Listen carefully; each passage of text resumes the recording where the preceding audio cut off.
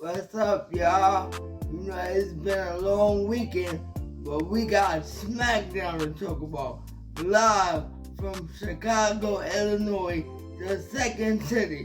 Come on, let's talk it through. You know how we do. It's T Talking Wrestling. Yeah! With WrestleMania right around the corner, I need all my supporters to do me a huge favor. Please like, share, and subscribe to my channel. What better way to open up the show than with the second city saint himself, CM Punk. He comes out to a hero's welcome because he home and the crowd loves CM Punk. Chicago is his base. Nobody could tell him nothing. And he did something very unique that I've never seen another wrestler do in at least not a very long time.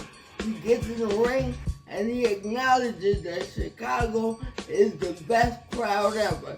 He takes the camera from the cameraman and pans it throughout the stadium and says, y'all think the UK has something special? Chicago is where it's at.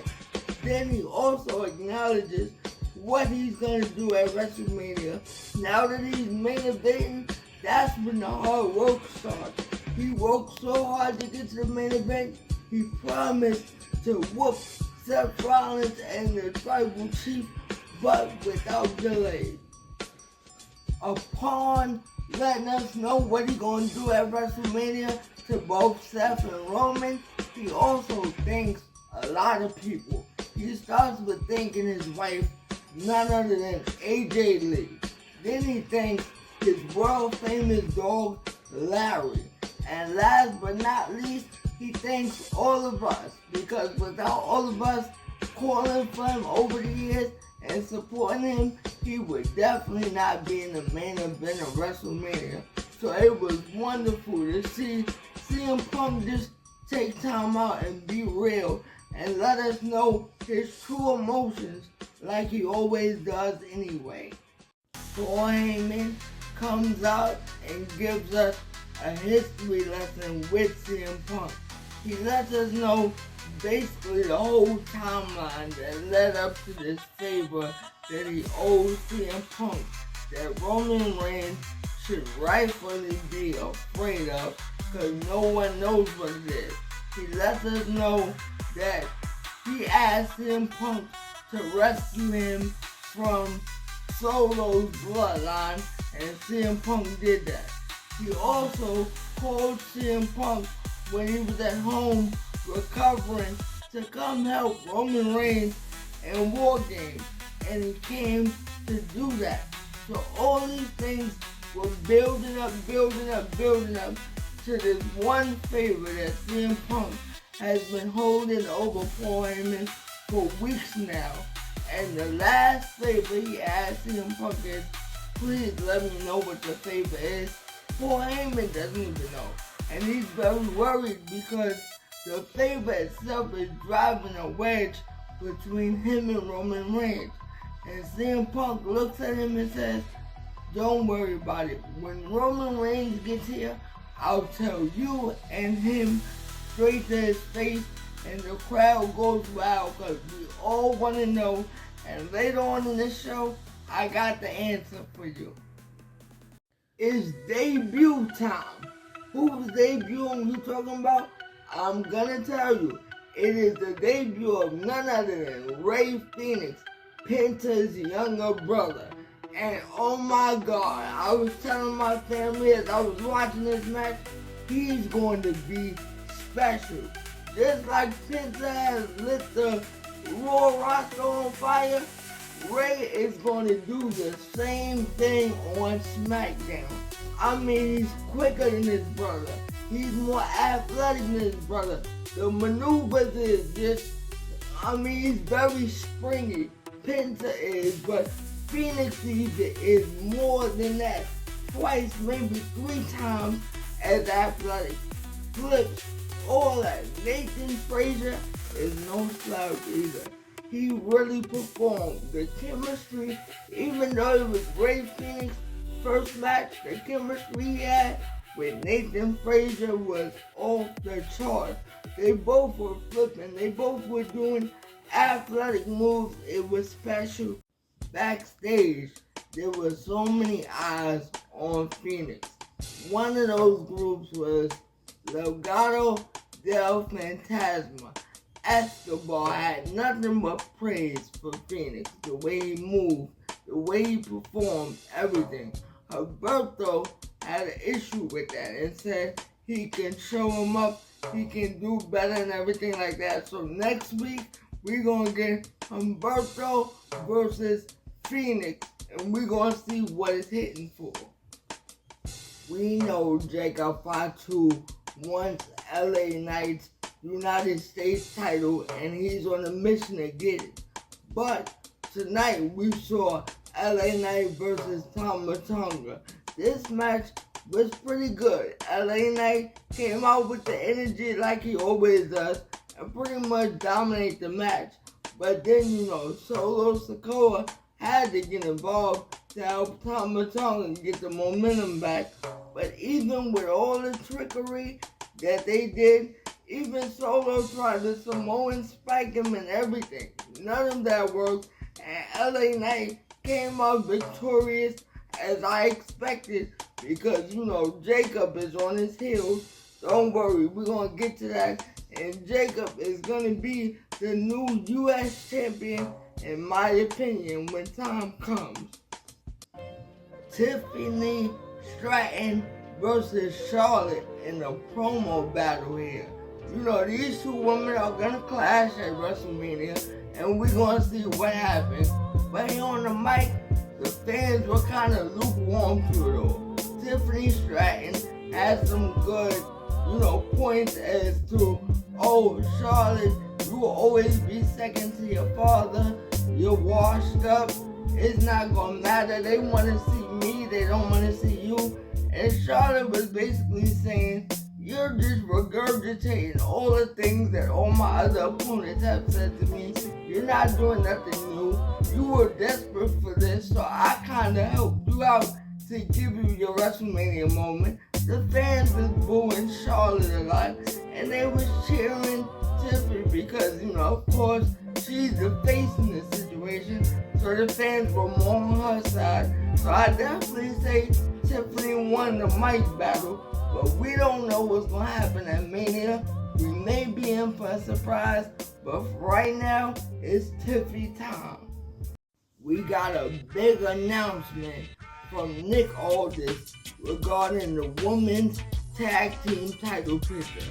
He announced a gauntlet, which is groups of tag teams all in tournament style, and the winners will face Liv Morgan and Raquel for the women's tag team titles at WrestleMania. We don't know what tag team it's going to be. We don't know if it's Raw, Smackdown, NXT, or a surprise. We don't know. But we're always in for a good time when you're talking tag team gauntlet. Tag team action for the #1 contendership to go up against the Street Profits. We got DIY versus the Motor City Machine Guns. Now, I've been telling y'all for weeks, just the competition on SmackDown for the tag team division is crazy. DIY, they're more technicians. Motor City Machine Guns, they're more athletic. They're going to jump out on you. They're going to do flips. But both teams, because they're veterans, they are in sync. Their moves, tag team work at its best. They go together. Everything is always in balance.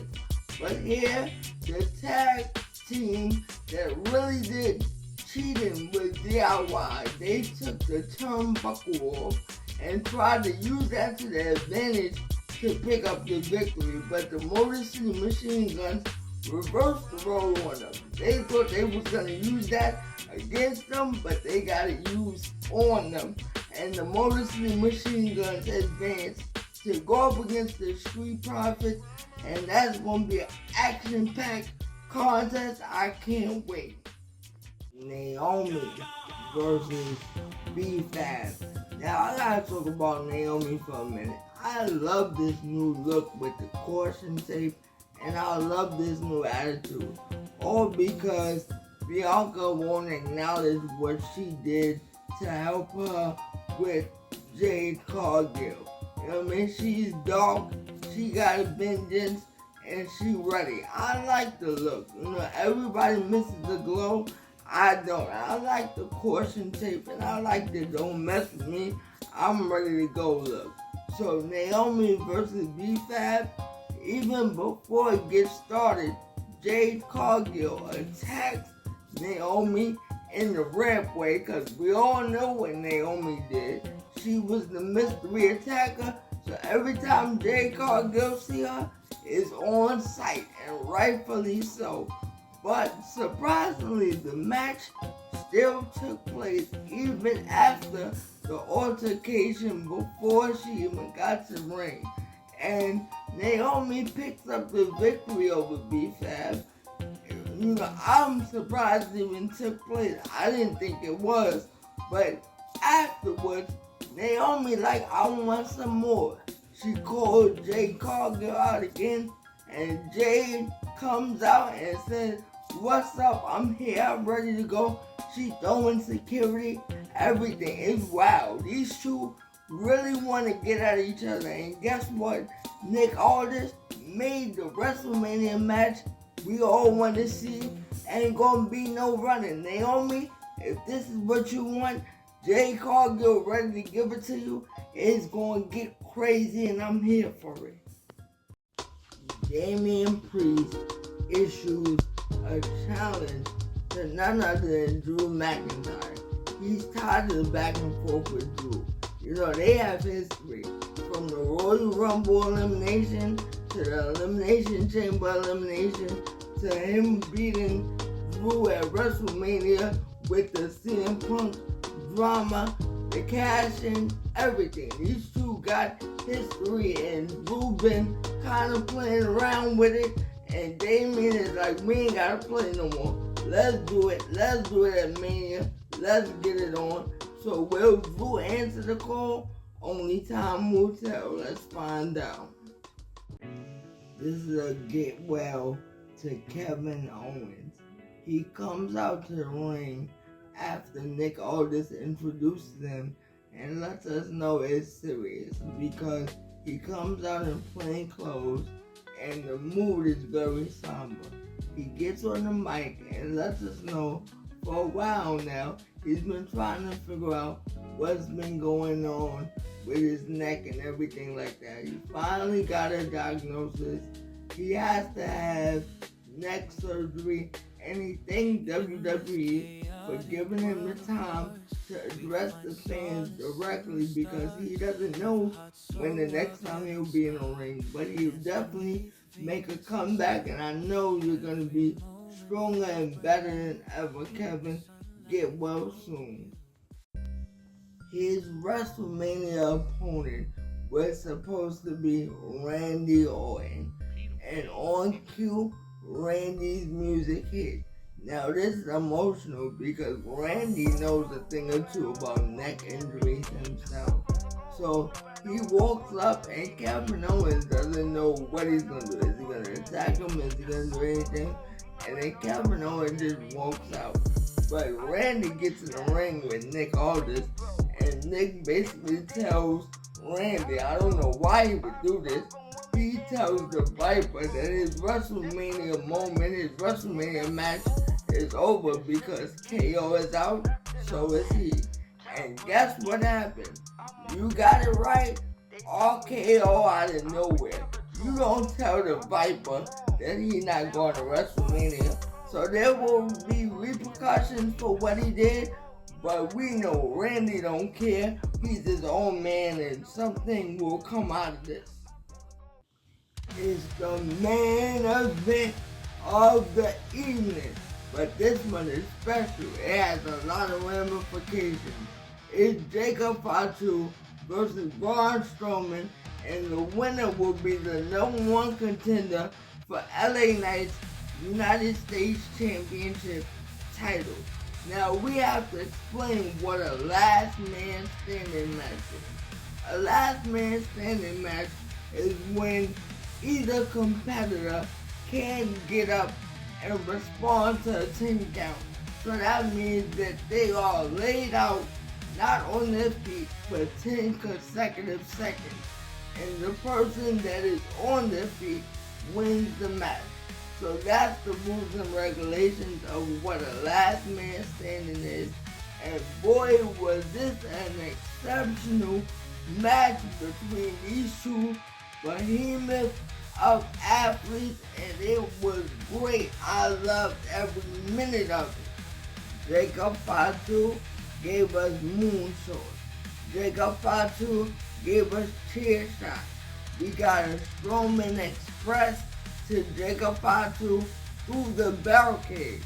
Braun even suplexed Jacob off the production crate onto the catering table into the crowd. These men went into the crowd. It was back and forth all over the place, because it doesn't matter where you don't get the 10 count, you could get it anywhere. So these men let us know that they didn't like each other because they did some of everything in this match. But I gotta let you know, when they got back to the ring, Jacob Fatu with a beautiful hip attack ran straight through Strowman, it looked like.